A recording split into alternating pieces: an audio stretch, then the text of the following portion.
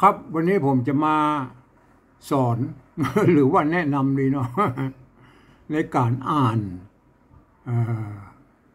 อันตัวอักขระละนาเนี่ยที่ปุ่นเขียนสมัย400 ปีสมัยยุคต้นๆของภาษาละนานะครับที่มันยังมีไม่เอกไม่โทก็คือไม่เยาะไม่ขอจ้างนะครับก็ท่านก็อ่านไป ไปตามตามนั้นนะครับตามที่พวกเข้าใจมาเมื่อ400-500 ปีเนี่ยไอ้รุ่นนั้นไม่เยาะไม่ขอจ้างที่มันสร้างมาเมื่อ100 ปีนี่มันได้เลยครับร้อยกว่าปีเนี่ยพยายามสร้างกันมานะครับเห็นไหมจนมาถึงอันปัจจุบันนะไอ้เดิมนี่มันมีครับมัน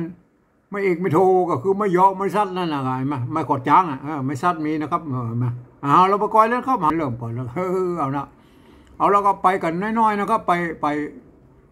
วิธีอ่านนะครับ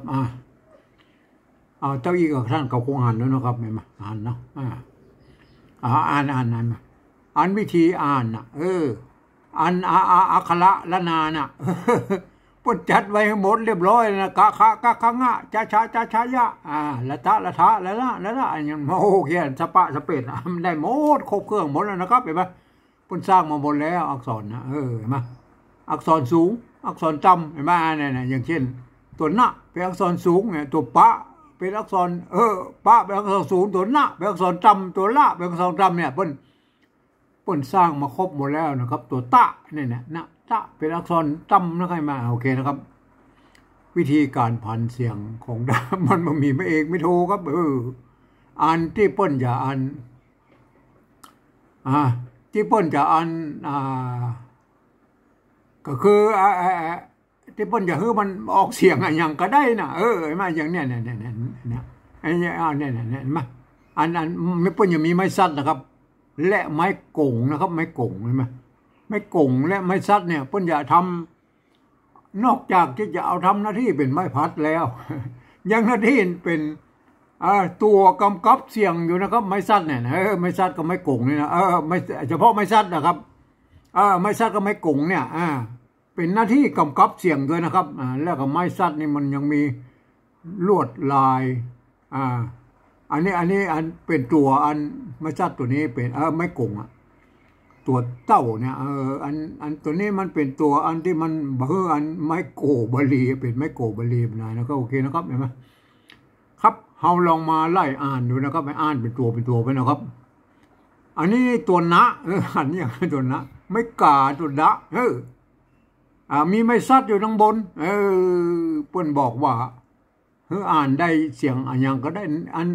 พอดีว่ามันอันนี้มันบังคับนะครับบังคับเสียงเอกนาดนาดเห็นไหมนาดเห็นไหมถ้ามันเป็นตัวหน้าแล้วครับก็เป็นนาด อันไม่ซัดนะเปิ้นกับไว้บดายนะครับไม่ใช่ว่าเป็นอัน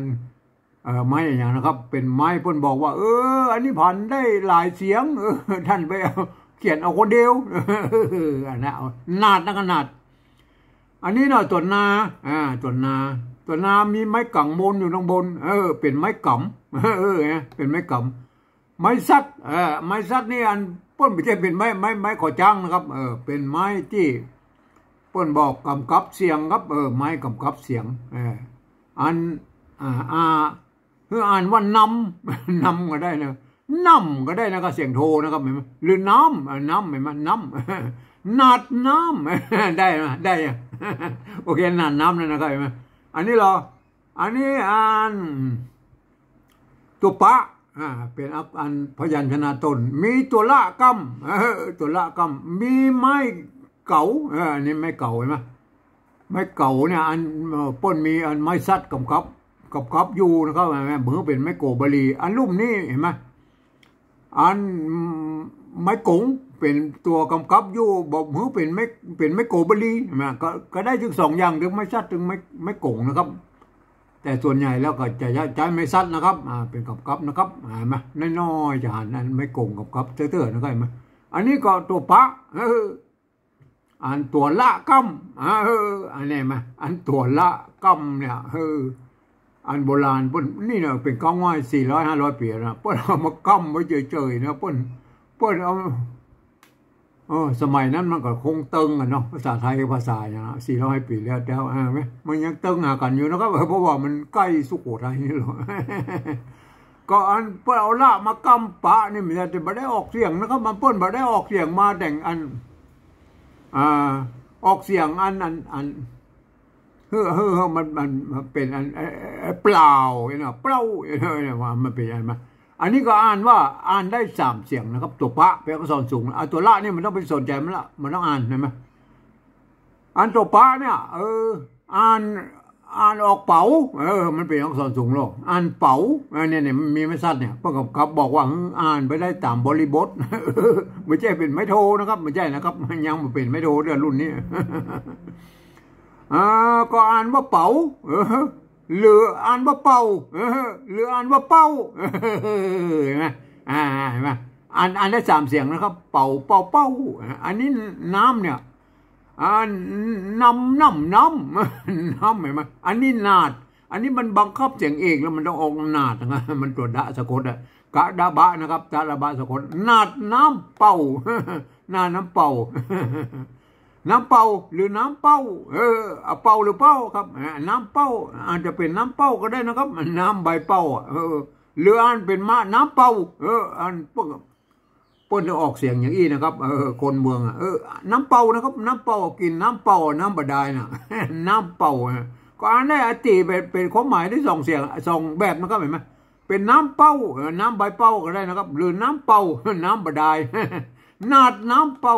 โอเคนะครับไหมอันนี้ตรงตัวแล้วนะครับตัวตะไม้สัตว์อันนี้ทำหน้าที่เป็นไม้พัดแล้วครับตัวงะ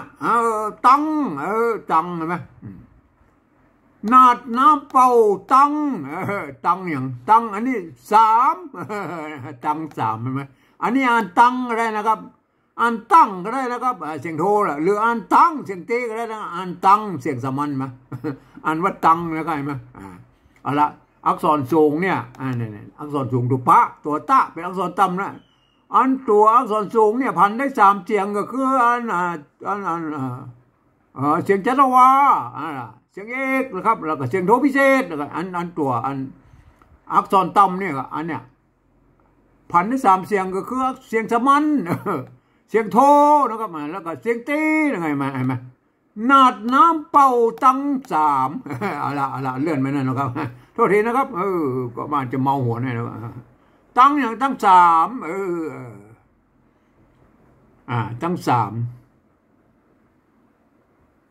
ตั้ง3แล้วนะครับตั้ง3โทษทีนะ3ละ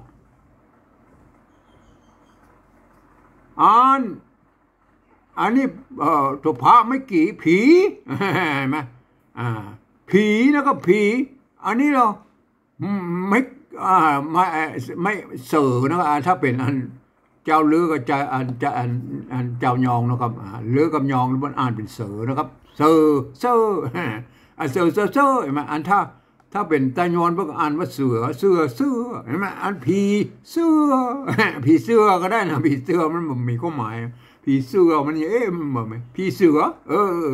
ผีเสือนี่มีก่อนมีกับเสือดงไผ่นะครับอ่านเสือดงไผ่กับใจตัวนี้แล้วก็ไปมา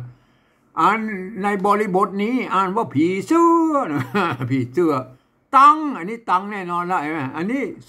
2อันนี้อย่างตัวไม่เก๋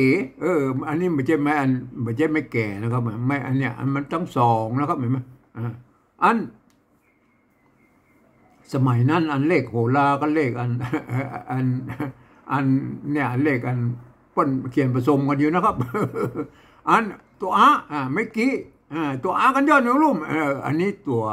ดะนะครับตัวดะถ้ามีอีนะว่าเอื้อ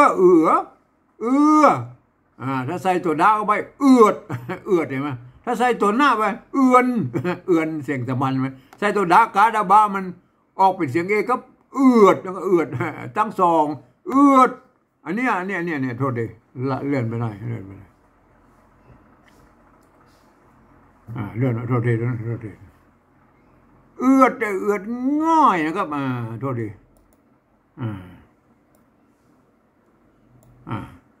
เอือดนะครับเอือดอันนี้ ตรงงะนะครับอันนี้อันยอดหนูเรียกอันนี้ห่างยะนะใครมาอ่านง่อยอ่านง่อยอ่านง่อยได้3เสียงนะครับเอือดยังเอือดง่อยเอือดเป็นง่อยเอือดง่อยง่อยนะครับเป็นง่อยอันนี้เอาแน่นอนอูอาเนี่ยอูอาเนี่ยเพิ่นมีสมัยตั้งแต่ต้นๆนะครับเอาใบนะครับเอาใบเห็นไหมเอาใบเอาใบนะครับใบโทษทีเลื่อนหน่อยเลื่อนนะโทษทีใบใบเสียงเนี่ยตัวสะเห็นไหมไม่เกี่ยสมัยนี้พวกเขาเขียนยี่เห็นไหมไม่เกี่ยเมื่อมีตัวสะกดตัวงะแล้วเราพวกก็ตัดแล้วไม่เกี่ยออกนะสมัยนั้นเห็นไหมใบนี่เห็นไหมใบอันนี้เสียงใบเสียงใบอย่างดีอันนี้ปิดปิ้วอันนี้มันปิดกันนะปิดอ่านว่าเป็นปิดนะครับอันนี้อ่านกับเป็นปิ้วนะครับเป็นปิ้วปิดอันนี้ปิดบอกออกแล้วมันต้องปิดเสียงทีละอันนี้มันปิ้วมันที่เขาเคยได้ยินมาก็คือปิดปิ้วนะปิดปิ้วเสียงเอาใบเสียงใบเสียงใบเสียงเสียงใบอย่างนี้นะบอกผมก็มูจังกันเอาอ่านไปเลยใบเสียงนะครับใบเสียงนี่ให้บะหมี่ใบเสียงเอาใบเสียงปิดปิ้วใบเสียงใบเมียงใบเสียงเห็นไหมปิดปิ้วตั้ง2โทษดิโอ้มัน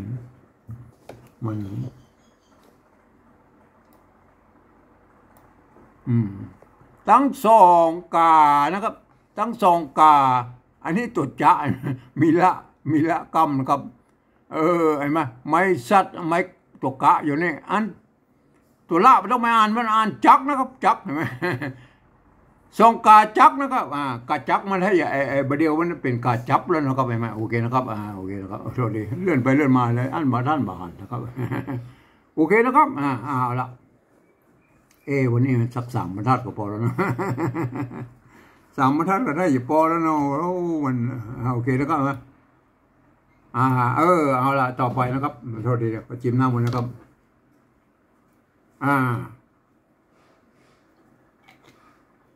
ครับอันนี้ต่อไป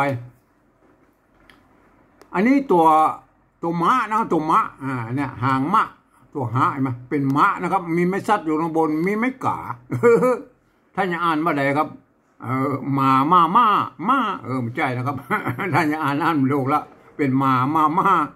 ไม่ใช่แล้วครับอันไม้ตอนนี้ไม้ซัดนี่มันแทนเป็นทำหน้าที่เป็นไม้กักครับมันแทนตัวกอไก่สะกดตัวกะกอไก่สะกดอยู่ตรงลุ่มนี่อ่านว่ามากนะครับอ่านว่ามากนะครับอ่านว่ามากนะครับอันนี้อันนี้ก็เหมือนไม่เกลือก็ไม่เกลือไม่เกลือก็ไม่เกลือนะภาษาเรานี้ก็น่าจะเกิดจากเจ้าไตลื้อนะครับพัฒนามานะครับเจ้าไตลื้อเมืองน่านเพราะว่าเอกสารหลักฐานที่มันเกิดภาษาละนามามันอยู่ที่วัดจังให้นั่นแหละครับวัดจังให้จริงเมืองน่านนะเห็นไหมเขาถือว่าในนั้นเป็นต้นกำเนิดภาษาละนากันแล้ว500 ปีแล้วเห็นไหมหลังจากนั้นก็มาเป็นภาษาชาวบ้านที่พวกมาเขียนเป็นอันตมายานะมากแล้วก็มากเขือมากเขือมากเขือเอาท่านอ่านให้มันได้ใจความเอาจนได้ใจความนะมันเขือเห็นไหมอ่านเนี่ยมากนี่มันดิ้นมาออกแล้วมันเป็นเสียงอีกมันมากแล้วมันมากมาได้มากถึงมันได้มากเพราะว่ามากมันก็ต้องห่อหยิบไปใส่มันก็เป็นมากครับเห็นไหมมันถึงมากนะครับอันนี้มากเขือนะครับอันนี้เหรอไม่แก่ตัวจะอ่านแจ๋มากเขือแจ๋มีความหมีมากเขือแจ๋หมีมะเขือแจ้เห็นไหมได้แล้วยังมะเขือแจ้เอาละได้นะมะเขือแจ้ อันนี้นี่รอมากระแจแล้วนะครับอันนี้นะเนี่ยตัวนะไม่กาตัวมะสะกดอันนี้ชัดเลยหนามหนามนะครับอันนี้ดำเห็นไหมดำเห็นไหมตัวดะมันมี2แบบนะครับแต่กี้มันก็เขียนแล้วดูแล้วตัวมันจะยักหัวมันยักหัวกับตัวดะมันดำแล้วก็เอาโอเคแล้วครับเอานะครับเอาตังอันนี้ตังเลยละตังเอาตังอันนี้อันไม่กงนะครับตัวหางหน้าอ่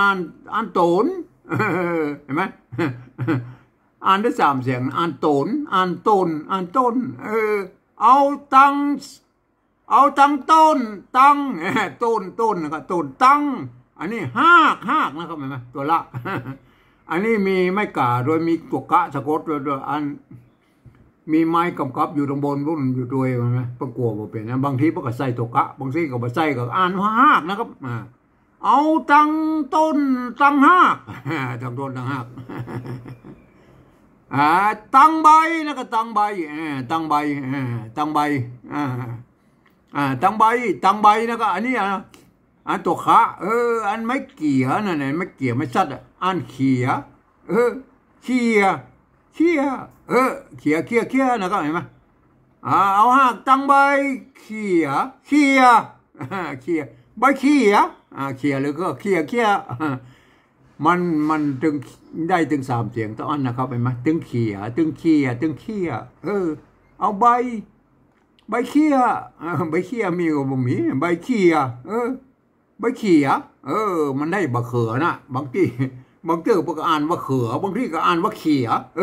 ได้บะเขือนั่นแหละเห็นไหมโอเคแล้วครับถ้าไปแปลคนเดียวเลยเนี่ยเขียน่ะตังนะครับตังอันนี้ก็ตังซาตังตัวดะหรืออันตัวเลข2เห็นไหมตัง3ตังพอยนะครับพอยอันนี้ตัวถ้าจะเป็นตัวดะอ่านว่าอะไรตังดอกพอยตังดอกนะไทยจะดอกนะอันนี้ไทยจะดอกนะครับใบเขียตังดอกตัง2ตังดอกดอกพอยโอเคแล้วก็พอยลมตังดอกพอยลมตังให้มันเป็นอันส่วนใดตังดอกมันถ้าจะเป็นดอกปล่อยลมก็ว่า2ปล่อยลม3ปล่อยลมถ้าเป็นดอกกันแล้วกันดอกปล่อยลมหัวยังหัวค่านี่ค่านะหัวค่าอันนี้ถ้าอย่าไปแจ้งไม่เยาะนะครับมันมีแล้วถ้าอย่าเป็นไม่กงนะเนี่ยถ้าเป็นไม่กงนะหัวค่าสมัยนั้นมันยังมีไม่เยาะด้วยเราก็เห็นไหมมันมีไม่เยอะด้วยมันอาจจะคนรุ่นหลังอาจอ่านไปอ่านมาแล้วก็ขีดใส่เปิ้ลนะครับโอเคนะครับเปิ้ลสมัยนั้นเปิ้ลยังมีหัวค่าหัวนะครับหัวค่าโอเคนะครับต่อไปธรรมดาเดี๋ยวโอเคแล้วโทษทีเลื่อนไปเลื่อนมาท่านอย่ามองหัวนะครับโอเคนะมันก็อ่านสงสัยจะต้องอ่านไปวันละน้อยหัวคว้าอันนี้มันอันนี้ตัวปะมันไม่เก๋ไม่เก๋ตัวเนี้ยเฟยหัวเฟยมันแบบเฟยหรือเฟยอันนี้ไหมถ้ามันเฟยมันก็ต้องมีอากันย้อนนะครับหรือมีกับเฟยอันสระสะกดด้วยตัวเนี้ยเฟยแล้วก็เฟยอันนี้ตัวจ้าไม่เป็นสัตว์ตัวงะจังจะอ่านได้3เสียงเฟยจังนะครับจังเอาเฟยหัวเฟยมาจังอันนี้ตัวตะไม่อันไม่โกบลีเอาไม้อันไม่โกงมากำกับไว้ถึงไม่โกงถึงไม่ชัดนะครับ เอามากำกับเบอร์มันเป็นไมโครบาลีนะโอเคแล้วตอนนี้ก็อ่านก็กำกับเสียงไปตัวเห็นไหมจึงก็ทำหน้าที่กำกับเสียงไปโดยอ่านว่าเต้าจ้างเต้ากันอันนี้มันกันอยู่เลยมันเต้ากันมันแต่กันนี่มันอ่านได้3เสียงเหมือนกันนะครับเป็นกันแล้วก็กันเป็นกันเต้ากันฟักนะครับฟักอันนี้ดิ้นมาออกแล้วฟักต่ำนะครับฟักต่ำไอ้ต่ำนี่มันก็อ่านได้3เสียงเหมือนกันฮะอ่านว่าต่ำแล้วก็ต่ำอ่านว่าต่ำอ่านว่าต่ำนะฟักต่ำต่ำผงต่ำผงนะท่านก็เอาไปหัดอ่านดูนะครับตามที่ผมแนะนำเนี่ยแล้วก็อันนี้ตากนะตากใช่ไหมเห็นไหมตากตัวนี้มีกระสะกดด้วยความจริงมันต้องใส่กันแล้วก็ดึงตากนะครับมาตากแห้งเนี่ยไม้ซัดใช่ไหม